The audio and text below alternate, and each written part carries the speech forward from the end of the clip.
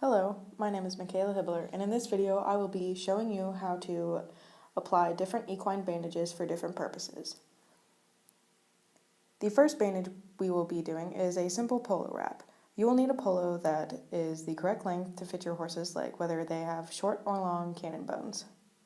First, you will begin by wrapping from outside to inside, going slow, starting in the middle of the cannon bone, working your way down at an angle. Once you get down towards the fetlock, you'll want to angle down a little more, go straight across the ergot, and then angle your way back up in order to create a V shape in front of the horse's leg. You will continue angling upwards along the horse's leg, making sure that you have even laps each way around. As you work your way up to the top, you'll want to stop just below the knee joint so you do not restrict movement. The polo bandage is simply to inhibit nicking of the horse's legs on the inside of its cannon bones. There is no support, but people do believe that it supports tendons. The next bandage is a standing bandage. Typically, when you use standing bandage, it is to protect the leg from a bowed tendon that the horse has suffered due to exercise or just an accident. First, you will have a polo that fits on the horse's leg from just below the knee joint. You will want to start by wrapping it and tucking it in as you go, making sure the pillow is tight, so then when you apply your track bandage, the pillow will not be too loose and shift. This can cause damage to the horse's leg even further. You'll want to make sure that you smooth out any bumps or wrinkles in the pillow. You'll also want to make sure that the track wrap goes the same direction as the pillow wrap does, moving from outside to inside on the horse's leg. You'll want to start a little higher up on the horse's leg and slowly make your way down depending on the length of track wrap that you will be using. As you continue down, make sure you're using even pressure throughout, or else you can cause damage. Once you get towards the bottom of the pillow, you'll want to make sure there's about half an inch before you start working your way back up to the top. As you continue up, make sure you pay attention to the lap lengths between each other and make sure there are no wrinkles in your track wrap. At the top, you'll also want to make sure that there is half an inch left of pillow.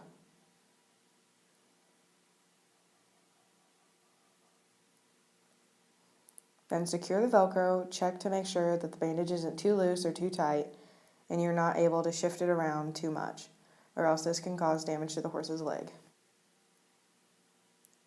The next bandage is a wound bandage. You will need to utilize chlorhexidine or another type of ointment, a pillow, nonstick telfa, roll gauze, elasticon, and scissors for cutting, and a track bandage. To start out, you want to apply the ointment that you will be using to the nonstick telfa pad. In this video, I'm using Vaseline to ensure that my telfa pad does stay in place as I wrap the roll gauze around. You'll want to make sure that the roll gauze is tight enough that it will hold the telfa pad in place and not shift when you apply your pillow. As you work your way around, make sure the entire telfa pad is covered to make sure that there is no shifting or movement of the telfa pad underneath. When you're done, you cut the roll gauze, and just to make sure that the roll gauze does not come unraveled on the horse's leg, you can tuck it in at the top or on the previous lap.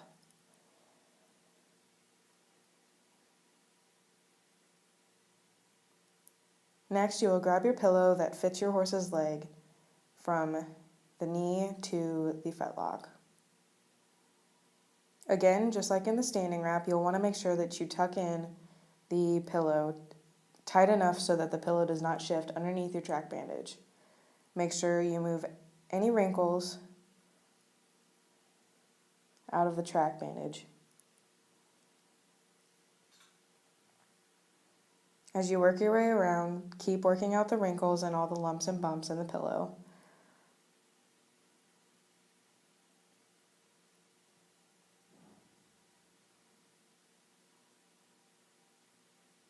making sure that your laps on top stay even with each other and do not rise up above the previous and first lap.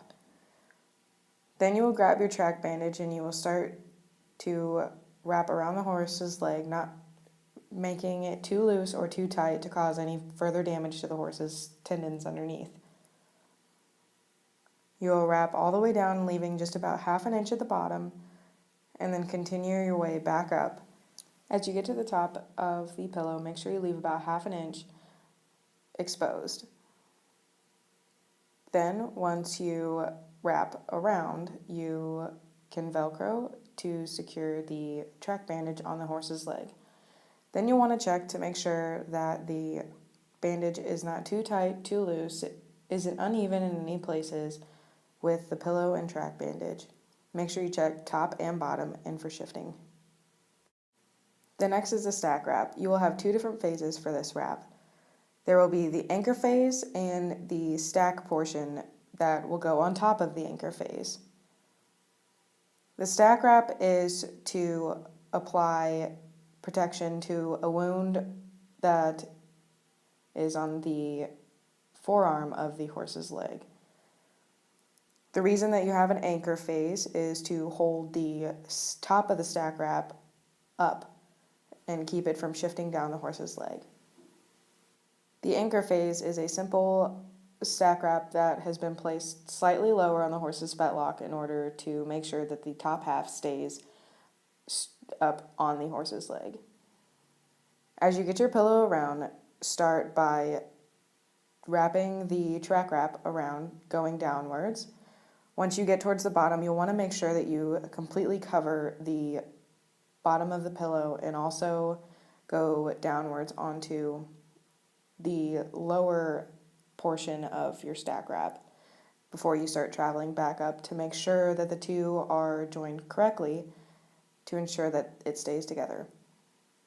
As you get up to the top, you'll want to make sure that you only have about a half an inch of the pillow exposed up at the top. When you have finished, you use the Velcro that is on your stack wrap, wrap it around and secure.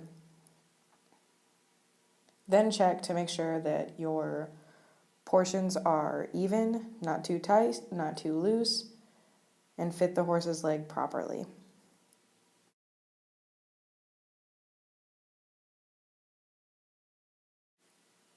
Another thing that you can do with a stack wrap is to apply elasticon at the top and the bottom.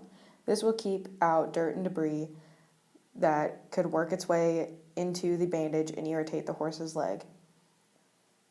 You apply the elasticon around the horse's leg, not making it too tight to cut off circulation of the leg. When you're done wrapping it around once, you simply cut the elasticon and make sure that it's sticking properly. And you'll want to do this both at the top and the bottom.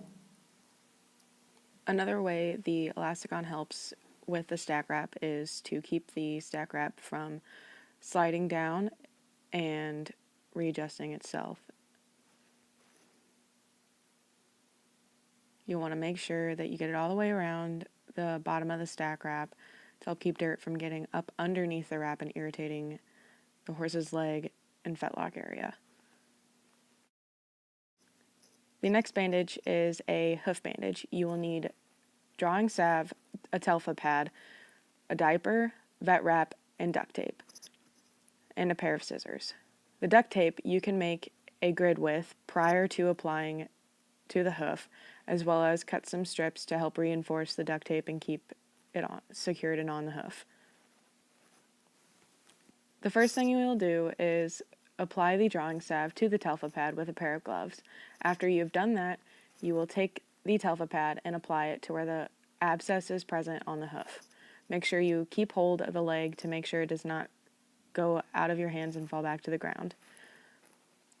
You will then take your diaper and apply it to the hoof, making sure that it is tight around the hoof wall to ensure that it does not come off.